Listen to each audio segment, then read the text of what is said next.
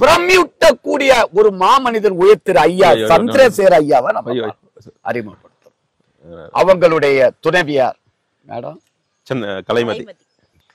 அவரு ஒரே ஒரு வார்த்தை சொன்னாரு, சார் எனக்கு யூரியா மண்ணுல வரக்கூடாது, கெமிக்கல் வரக்கூடாது, பூச்சி மருந்து வரக்கூடாது, ஏனா இது என்னுடைய தாயினுடைய கருவறை. இப்பேற்பட்ட ஒரு மாமனிதன் யாருமே தோட்டத்துக்கு போறதுக்கு முன்னாடியே எனக்கு இந்த மண்ணுல வருமானம் கிடைக்குது இல்ல, இந்த மண்ணுல உள்ள உயிரினங்களை பாதுகாக்கணும், மண்புழுக்களை பாதுகாக்கணும், இந்த மண்ணுல பல கால்நடைகள் வளர்க்கணும், யூரியா கெமிக்கல் வரவே கூடாதுன்னு சொல்லி எனக்கு உத்தரவு பிறப்பித்தவர்கள் யாருமே கிடையாது. அப்பேற்பட்ட உத்தரவாதியை தான் நம்ம அறிமுகப்படுது. இப்படி இந்த பூமி தாயை இந்த இடத்தினுடைய கோயம்புத்தூர் மாவட்டம், இந்த இடத்துடைய பேர் சார் இது சப்பானி மடைன்னு சொல்லிட்டு சார், நல்ல இது மத்தூராயபுரம் வில்லேஜ், இது சப்பானி மடை. இது சப்பானி மடை கோயம்புத்தூர் மாவட்டம். தாலுக்கா ஆலந்துறை, பேரூர் தாலுக்கா. பேரூர் தாலுகா. இது ஒரு சுற்றுலா பூமி மட்டும் இல்லாம இந்த பக்கத்துல காருண்யா யூனிவர்சிட்டி இருக்குங்க. காருண்யா யூனிவர்சிட்டி ஒரு பாத்திருக்கீங்களா, 1 கிலோமீட்டர்ல காருண்யா யூனிவர்சிட்டி இருக்கு.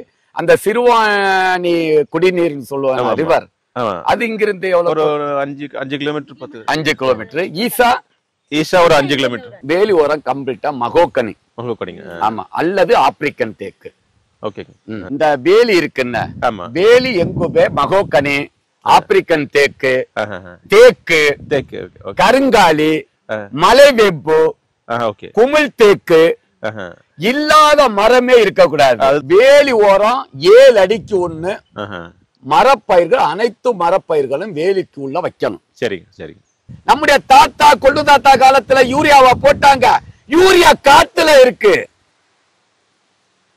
காத்துல இருக்கிற யூரியாவை மண்ணுல கொண்டு வரணும்னு சொன்னா வேர் முடிச்ச தாவரங்கள் சாகுபடி செய்யணும்.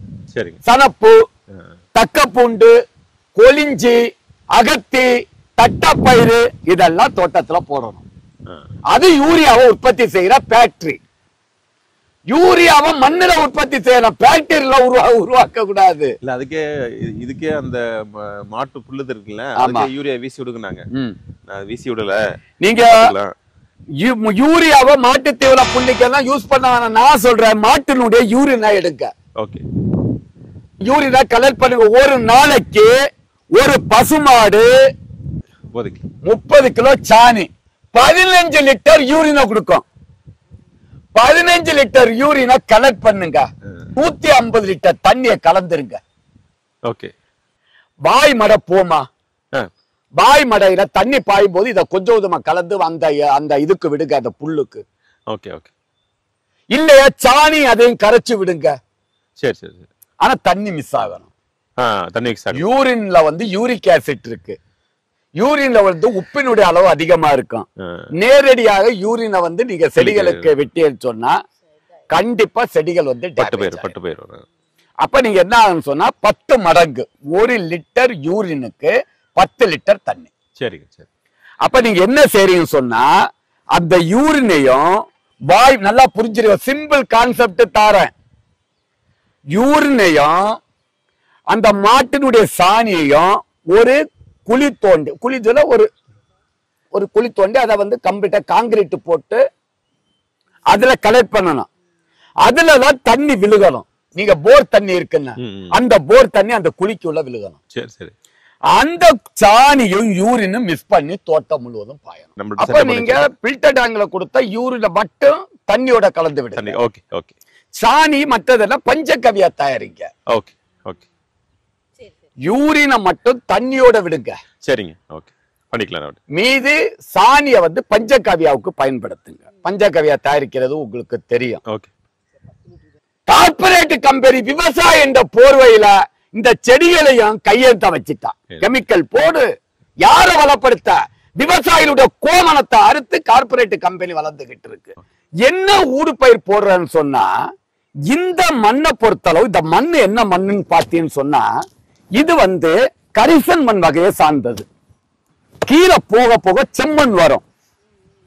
கீழே போக போக செம்மண் வரும். மேல இந்த மண் கரிசன் மண் வகையை சார்ந்தது.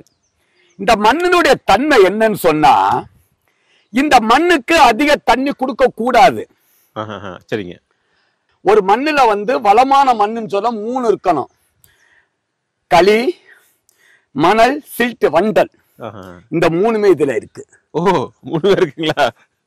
3மே இருக்கு. மண்ணு இனிக்குது, மண்ணே டானிக்கு. சரிங்க சரிங்க. மண்ணே டானி. மண்ணுல பொட்டாஸ் சத்து அதிகமா இருக்கு. சரிங்க சரிங்க. நுண்ணுட்ட சத்து அதிகமா இருக்கு. சரி சரி. சுண்ணாம்பு சத்து இருக்கு. உப்பு சத்து போதிய அளவு இருக்கு. தலைச்சத்து கொஞ்சம் கம்மியா இருக்கு. தலைச்சத்து கம்மியா இருக்கு. தலைச்சத்து நைட்ரஜன்.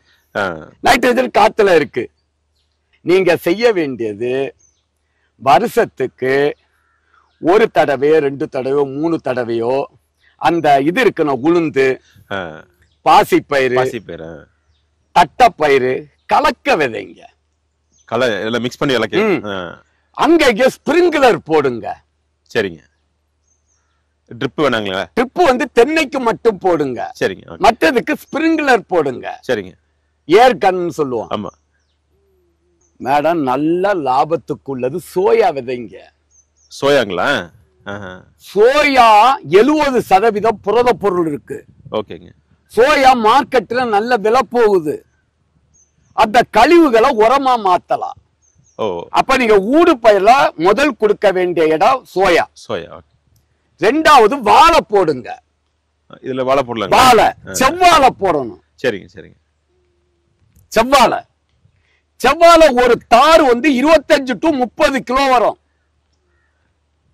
அதுக்கு ட்ரிப்பு போடுங்க. இந்த 2 தென்னை மரத்துக்கு இடையில 10 அடிக்கு ஒரு கலக்க போடுங்க. ரொம்ப எல்லாம் போட வேணாம். 10 அடிக்கு ஒண்ணு போடுங்க. 2 அடி ஆழம் அகலம் குழி எடுங்க. அதுல செவ்வாழைய போடுங்க. குப்பைச்சாணி, உங்க மாட்டுல கிடைக்கிற குப்பைச்சாணி எல்லாம் போட்டுக்கிட்டே வாங்க. மேடம், ஒரு தாறு 20 to 30 கிலோ. இன்னைக்கு 1 கிலோ வந்து 100 ரூபா கூட விற்கிது. அப்போ ஒரு 20 கிலோ வச்சா ஒரு தாறு 2000 ரூபாய். வேற எதுவுமே போடாதுங்க. இதுல போற வருமானத்தை வச்சு நம்ம வேலையாட்களுக்கு சம்பளம் கொடுத்துடலாம். சரி சரி. அப்ப இதுல ஊடு பயிர் என்ன போடுறோம்? செவ்வாழையும் 10 அடிக்கு 3 மாத பயிர் சோயா. சரிங்க. களித்தன்மை அதிகமா இருந்தா தண்ணி அதிகமா கொடுத்தா உஷ்ணம் இருக்காது. உஷ்ணம் இருக்காட்டி வேரோட்டம் இருக்காது. அப்ப மழை காலங்கள்ல தண்ணி கொடுக்க கூடாது. கோடையில தென்னை மரத்துக்கு ட்ரிப் வழியா 1 நாள் விட்டு 1 நாள் ஒரு 80 to 100 லிட்டர் தண்ணி கொடுக்கணும். ஒரே வால்வுல நீங்க இங்க ஸ்பெஷலைஸ்டு ஆள் இருப்பான். ஒரே பைப் லைன்ல ஒரு டிக்கெட் வால்வு திறந்து விட்டா தென்னைக்கு பாயும். மறு கேட்டு வால்வு திறந்து விட்டா வாழைக்கு பாயும். 3வது வால்வு திறந்து விட்டா ஸ்பிரிங்க்லர் அடிக்கும்.